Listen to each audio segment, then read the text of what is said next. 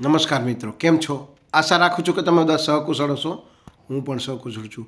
આજે 14 જાન્યુઆરી 2026નું current affair લઈને તમારા માટે હાજર થઈ ગયો છું. તો ચાલો મોડું ન કરતાં આજનો વિડીયો શરૂ કરીએ છીએ. એની પહેલાં કહેવા માંગીશ કે ચેનલ પર નવા હો તો સબસ્ક્રાઈબ કરી લેજો. વિડીયો પસંદ આવે તો લાઇક કરી દેજો. ભાઈબંધ દોસ્તાર ફેમિલી મેમ્બર સાથે આ વિડીયો શેર જરૂર કરજો, જે પણ ગવર્મેન્ટ એક્ઝામની તૈયારી કરતા હોય.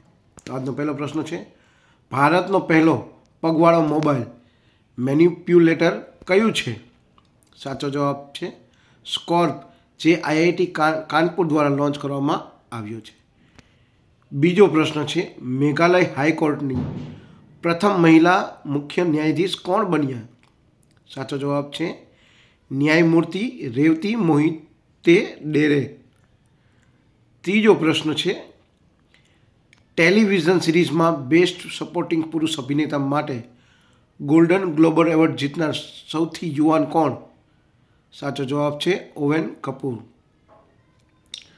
ચોથો પ્રશ્ન છે, દુનિયાનો સૌથી મોટો એઆઈ ફિલ્મ એવોર્ડ કોને મળ્યો? સાચો જવાબ છે ઝુબેર જલાસીને. પાંચમો પ્રશ્ન છે, 74 વર્ષની ઉંમરે અવસાન પામેલા હોકી ખેલાડી કોણ હતા? સાચો જવાબ છે દવિન્દરસિંહ ગરચા. છઠ્ઠો પ્રશ્ન છે, ભારતીય સેના દ્વારા સાંજા શક્તિ સેના અભ્યાસ કયા રાજ્યમાં યોજાયો? સાચો જવાબ છે મહારાષ્ટ્ર.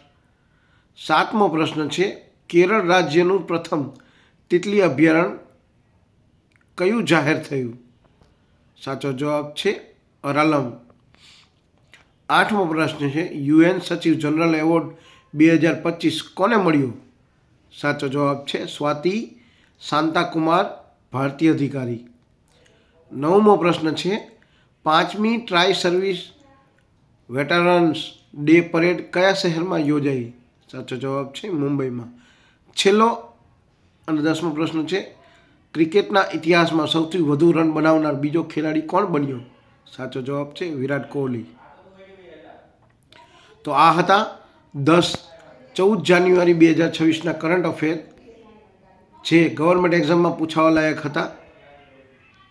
જો આ વિડીયો તમને ગમ્યો હોય તો વિડીયોને એક લાઇક કરી દેજો. ચેનલ પર નવા હો તો સબસ્ક્રાઈબ કરી દેજો. ભાઈબંધ દોસ્તાર ફેમિલી મેમ્બર સાથે આ વિડીયો શેર જરૂર કરજો, જે પણ ગવર્મેન્ટ એક્ઝામની તૈયારી કરતા હોય.